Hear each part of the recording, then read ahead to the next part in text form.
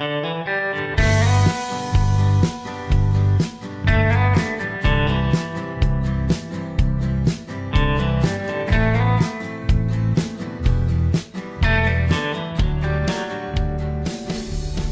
mga paps, andito nga po tayo ngayon sa may Karsadang Bago.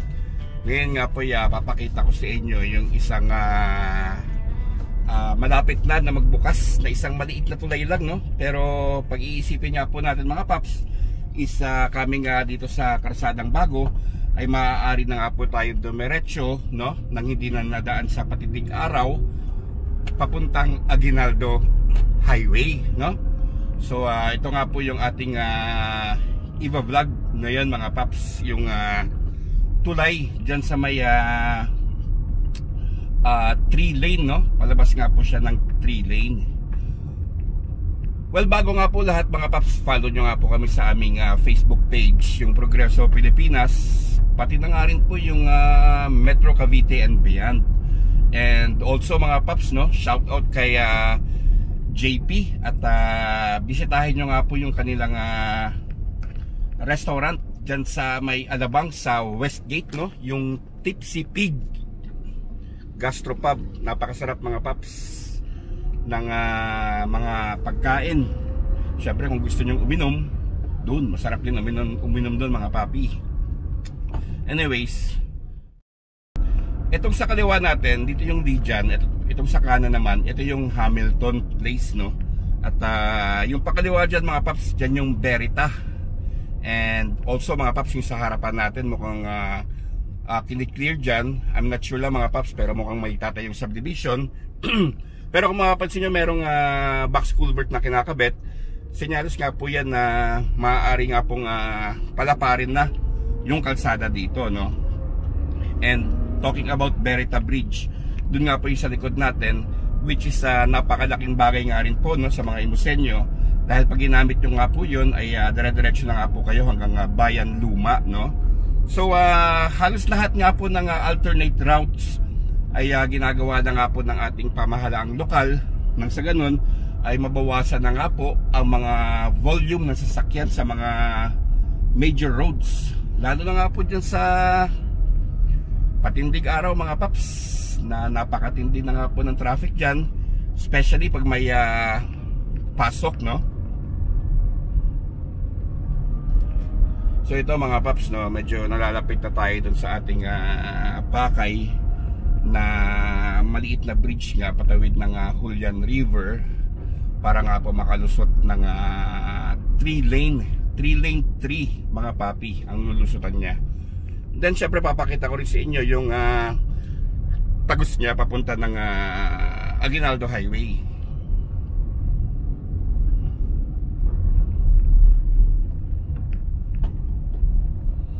So ito na siya mga paps, yung sa kaliwang banda natin, oh. Yan.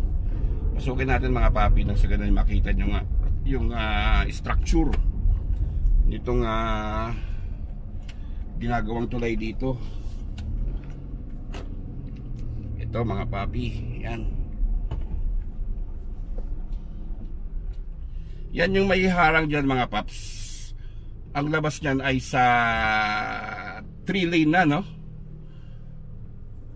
Sa may Bayang Luma.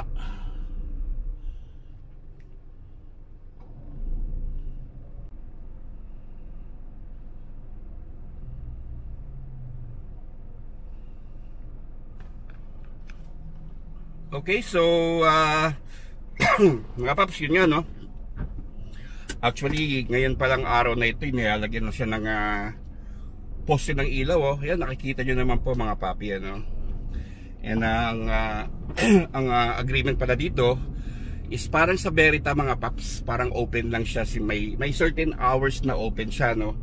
Hanggang alas 8 ng gabi lang, at maaaring ang buksan dito ng siguro mga alas 5:30 ng umaga. Katulad nga po nung sa Berita. So abangan nga po natin yan mga paps, malapit-lapit na yan. Kinakabitan na nga ng poste ng ilaw, nang sa ganun ay maliwanag pagdaan natin, ano. So dito mga paps, wari ko lang, hindi ko sure pero tingin ko ilalaparan pa rin dito magkakaroon din siguro ng clearing dito, at lalo na nga maraming dadaan dito, especially pag nagbukas na nga po yung tulay na yan papalabas ng 3 lane. Tsaka syempre dito rin daan ng papunta ng Berita.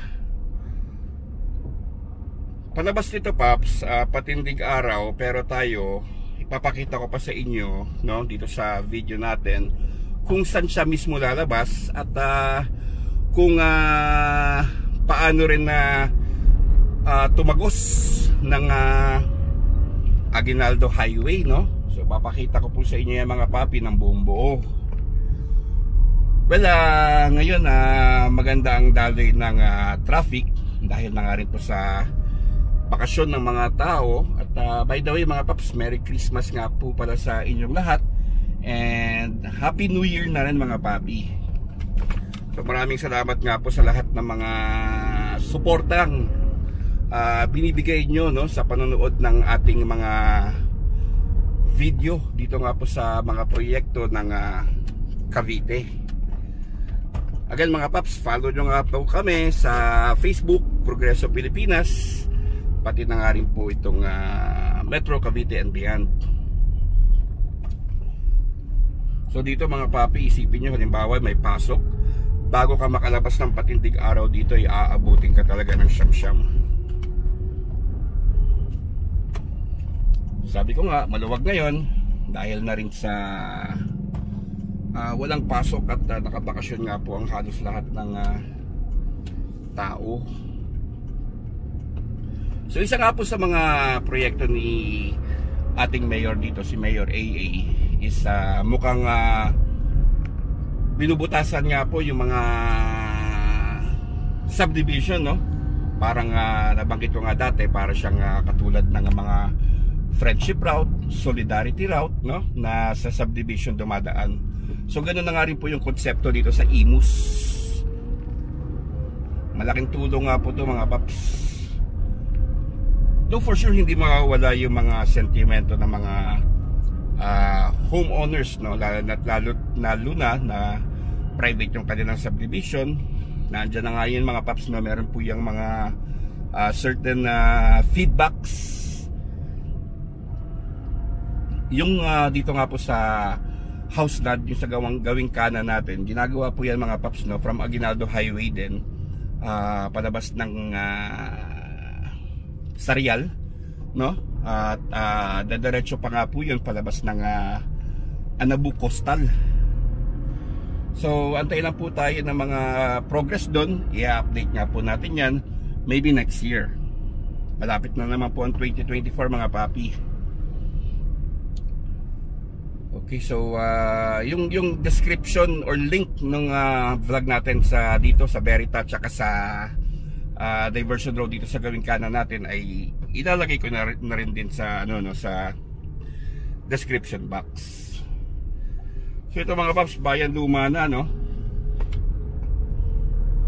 Mamaya papakita ko yung buong patindig araw na sa ganun makita nyo yung sinasabi ko na maida-divert nitong maiksing tulay na ito, pero napakalaki nga po ng impact.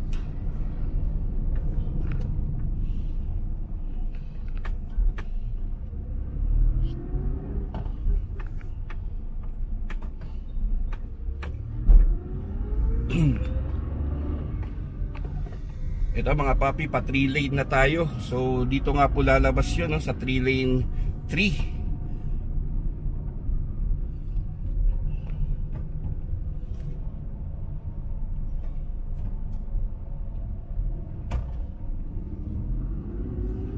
Yan yung nilabasan ng sasakyan mga papi sa kaliwa.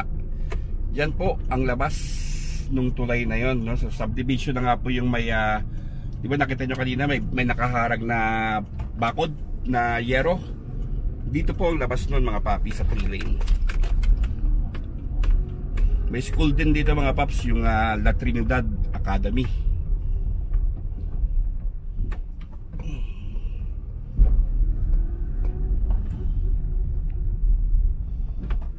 Ngayon syempre may magtatanong, kailangan ba ng sticker dito? Well, I guess hindi na po mga paps, dahil nga po ginawa na siyang public road, no? Pero yun nga lang, sabi ko nga, merong oras na susundin.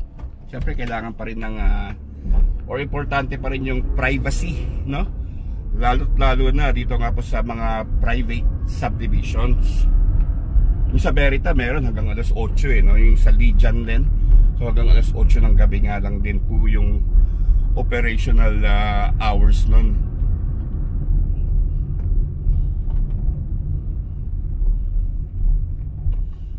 Yeah.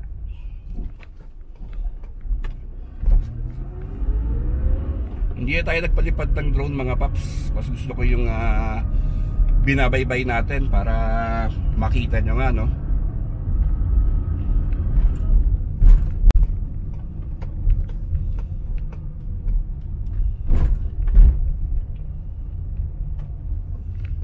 Ayun mga paps, yung sa dulo. Diyan na yung tagos niya mga papi. Diyan tayo galing kanina. Diba yan yung bakod do, yung pader na yero. So gagawan pa ng gate dyan mga paps para masarado nga pag halimbawa naman na sarado na yung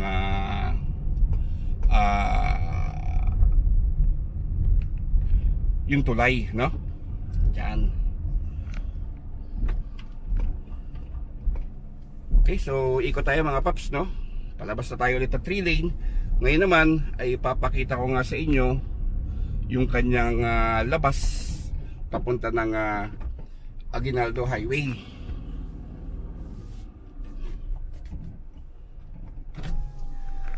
Boss, salamat po ulit.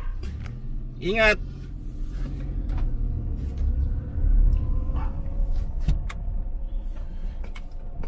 Okay, si boss na ating na-meet, no?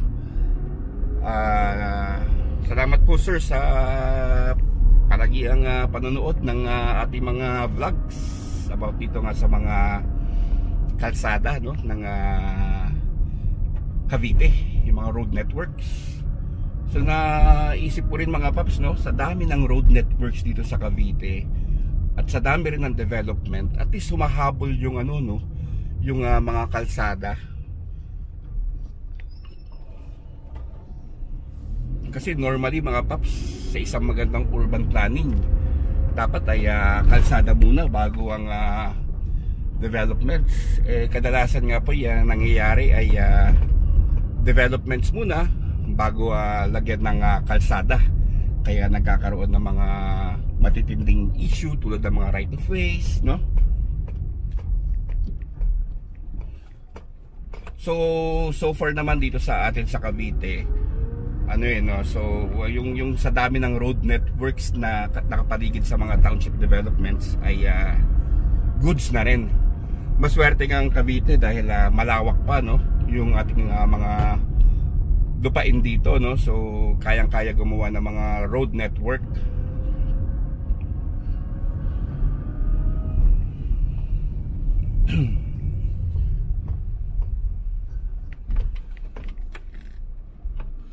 So ito mga paps, bayang luma na ulit, no? Palabas tayo ng 3 lane.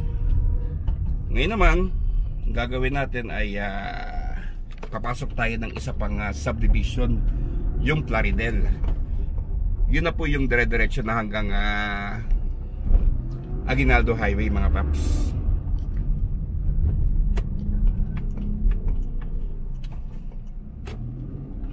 By the way, dito sa Plaridel mga paps, pagpapasok kayo from Aguinaldo, parang may bayad na 5 piso yata for a whole day access.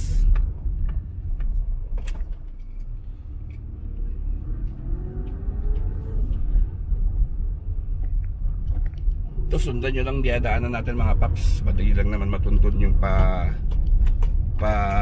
Aguinaldo Highway from Plaridel, no?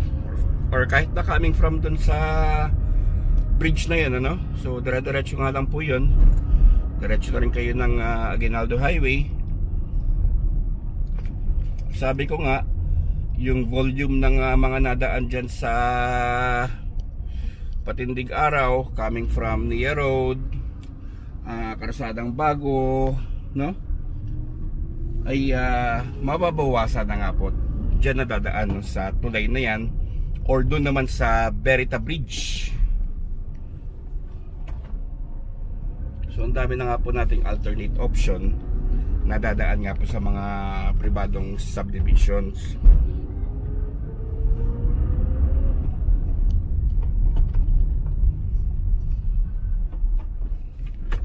Tamang road trip lang tayo mga paps ha. Again, ulitin ko lang po mga paps, follow nyo kami sa Facebook, Progreso Pilipinas, pati na nga rin po itong Metro Cavite and Beyond. And again, bisita nga po kayo sa Tipsy Pig, no, dyan sa Westgate, Alabang. Open na nga po siya mga paps.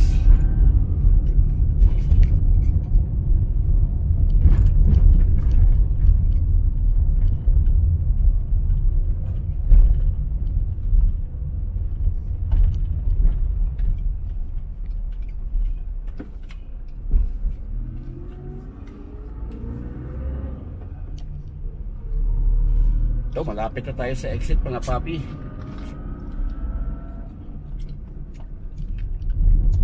So ang labas nito, malapit sa may Robinsons.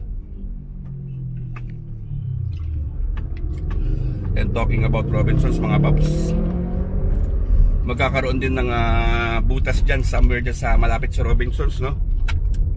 Isang kalsada na naman na dediretso nga po yan ng yung kalsada dyan sa may Vermosa mga papi, palabas ng Daang Hari. Yung konting-konti na lang ay matatapos na yung kalsada. Mukhang dudugtong yan hanggang dyan sa malapit sa Robinsons. At papunta nga dun sa may San Miguel. So mga paps, yan no, Aguinaldo Highway na tayo mga papi. Pakaliwa, Bacoor or Manila bound. Pakanan, papunta nga po ng Dasmariñas or Tagaytay.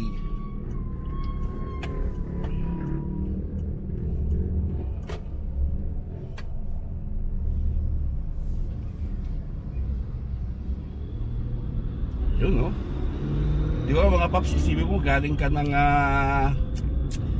sabihin na natin dyan sa may Hamilton or sa may Nia Road, Karsadang Bago, at nais yung ang puntahan nitong Aguinaldo Highway. Gawin nyo nga lang po yung rutang pinakita ko sa inyo mga paps, no?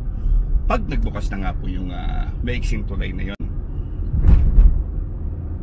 para hindi na tayo magiging or makadagdag ng sasakyan dyan sa patindig araw.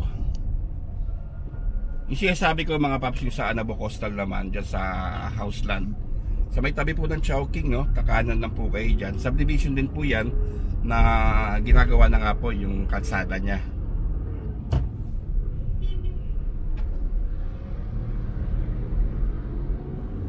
Yun no, pagka nandito patindig araw na agad yan, no? Pabalik na tayo mga paps para ngayon naman po ipapakita ko sa inyo itong kahabaan ng patindig araw. Daw sabi ko nga kanina mga papi, maluwag na yan ang daloy dito dahil nga po bakasyon ng mga tao. Pero once na balik na nga po sa opisina at sa eskwelahan ng mga bata, mabigat ang traffic dito. So dalawa po sila magtutulong mga paps, no? Yung nasa kanan natin, yung sa Plaridel coming from 3 lane, at yung sa kaliwang side naman natin, yan naman po yung sa may Houseland, no? Palabas ng Sarial or Anabu Coastal, which is mas malaking project po itong nasa kaliwa natin dahil mahaba po tatahakin dito at kailangan pa nga po magkabit ng mga riprap, no? Diyan sa Julian River. Para nga po yun ang gagamitin kalsada, no? Sa gilid ng river, palabas ng Anabu Coastal. So at this point mga paps, i-forward ko lang itong video nang sa ganun ay hindi naman kayo mainip.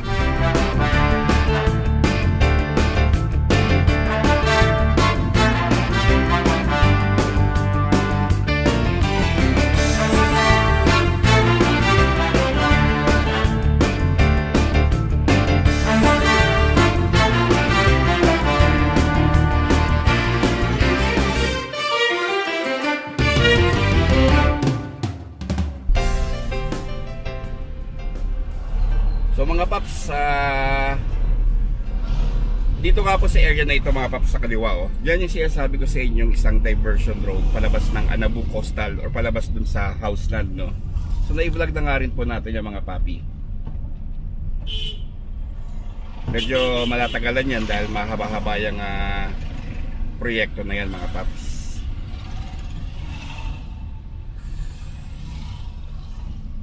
And dyan naman tayo lumabas kanina mga paps, no? Yung papunta tayo ng 3 lane coming dun sa ginawang maliit na tulay, no? Dyan yan sa tapat ng Shell. Kakanan kayo dyan mga paps, dyan sa may Pure Mart.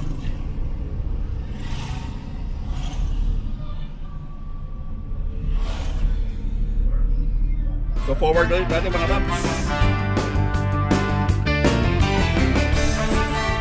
Also ito mga paps, dyan sa kaliwang side natin, yan yung papasok dyan sa Real mga paps, palabas nyan ay sa Montera Homes, no?